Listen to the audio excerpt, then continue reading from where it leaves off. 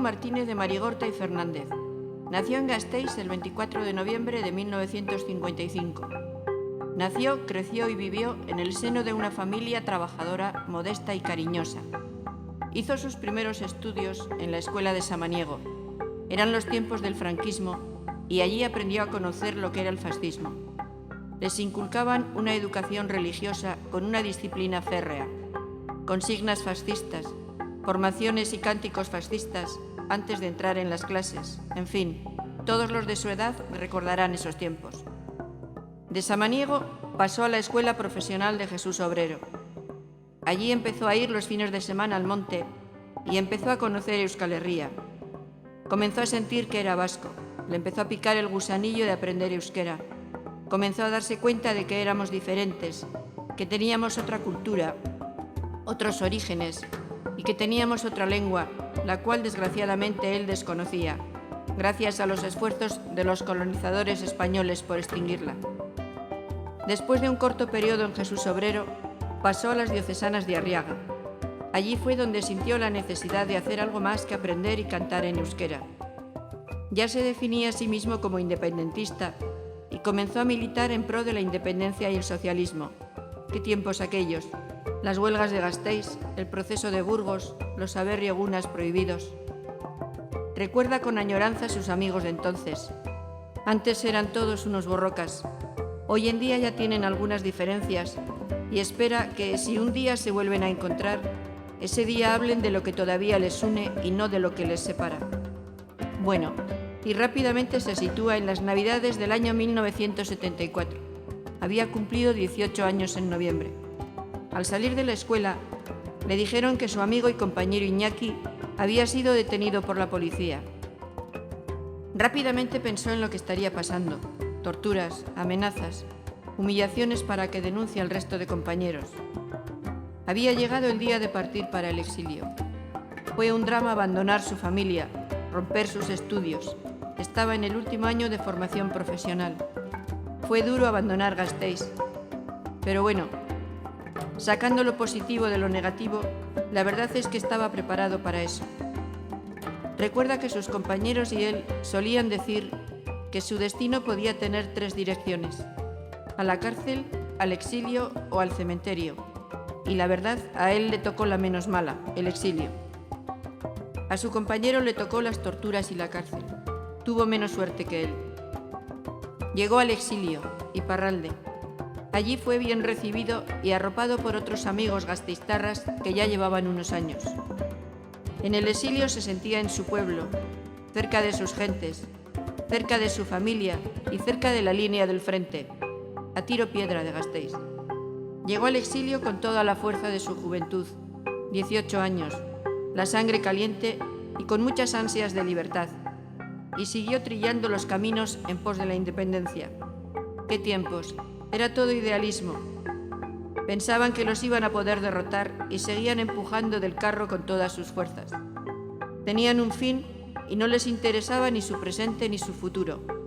Sabían que a su destino le quedaban 2 direcciones, puesto que en el exilio ya estaban, pero bueno, no les preocupaba mucho. Muchos y buenos compañeros se quedaron en el camino. En Iparralde alternó su militancia con el trabajo para subsistir económicamente. Trabajó en la construcción, de chófer, en carpintería. Un día le tocaron el corazón y se casó con Clara, una gasteiztarra con la cual compartía muchas afinidades, entre ellas las ideológicas. Y nació su hijo Eneco, uno de los mejores momentos de su vida. Ahora, cuando tiraba del carro, ya tenía que pensar en ellos y la carga le pesaba más. Un buen día, los españoles pidieron su extradición y decidió ponerse un tiempo en la sombra. Dormía en otras casas que no eran la suya y para ir a trabajar lo hacía en horas intempestivas para evitar su detención. No podía dejar de trabajar. Era el único medio de subsistencia que tenían para los 3. Hubo un juicio de extradición, la cual no se concedió, y las aguas se calmaron para él y volvió a casa. Una fecha que le marcó mucho en su tiempo de exiliado fue el 3 de marzo. Aquello fue un genocidio. Eneco seguía creciendo entre su cariño cuando de repente tocaron a la puerta. Era la policía francesa que le iba a detener en una gran redada que realizaron contra los exiliados. Le llevaron a la comisaría de Don Ivane. Estando allí detenido, oyó a su padre discutir con los policías para que le dejaran verle, pero le dijeron que no estaba allí y lo despacharon. Curiosamente, allí había un policía que nació en Legutio y le tocó hacer de policía bueno. Cantaba en euskera para que le oyera e intentaba trabar conversación con él. De repente le avisaron de que le iban a entregar en la frontera y le enseñaron un coche con 2 policías y 2 perros que estaba preparado para su entrega. En el último momento les llegó la orden de que no le podían entregar porque tenía el estatuto de exiliado político concedido por la OFRA y a pesar de haber caducado estaba en recurso. Le trasladaron a la comisaría de Bayona y allí se encontró con muchos compañeros que estaban detenidos. Comenzó el goteo de las entregas y a él le fue a buscar la CRS. Curiosamente, uno era vecino suyo. Le subieron en un coche con 3 CRS y le trasladaron a un aeropuerto militar. No recuerda el nombre. Recuerda que estaba vigilado por la Legión Francesa. Cuando llegó tenía las manos amoratadas, pues le habían esposado por detrás y con los movimientos del coche se iban cerrando las esposas. Recuerda que un policía le dijo al verlas: «Oye, yo no te he hecho eso, has sido tú mismo». Estaba cojo. Le habían dado 3 puntos en la rodilla debido a un accidente de trabajo en la carpintería. En un momento pidió ir al baño y uno de los policías le dijo que entrara y dejara la puerta abierta y que si intentaba escapar no tenía ningún problema en darle un tiro. Allí llegaron más compañeros y les metieron en un avión con destino a Argelia. En el avión por cada uno de ellos iba sentado un policía a su lado. Había comenzado la deportación, el brazo más largo de la dispersión. Esto sí que le supuso un gran trauma.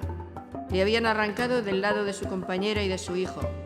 Le llevaban lejos de su tierra, de sus familiares y hacia un destino desconocido.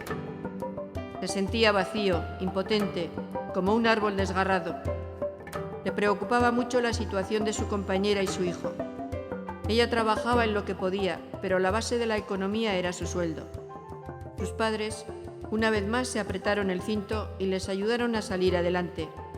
Ellos son los que siempre les han ayudado.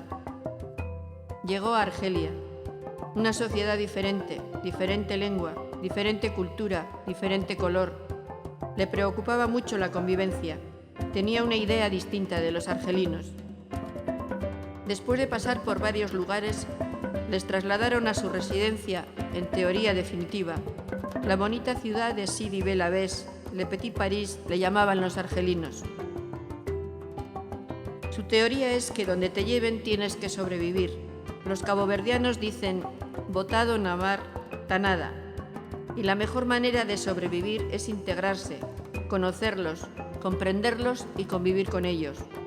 No se puede ni debe vivir en un gueto. Junto con algunos compañeros empezaron a patear la cosmopolita ciudad de Sidi Bel Abbes. El resultado fue que hicieron buenos amigos, formaron un equipo de fútbol, la mitad vascos, la mitad argelinos, y jugaban contra los vecinos, contra universidades. También se integraron en un equipo de baloncesto y se desplazaban con ellos en los diferentes partidos en los que participaban.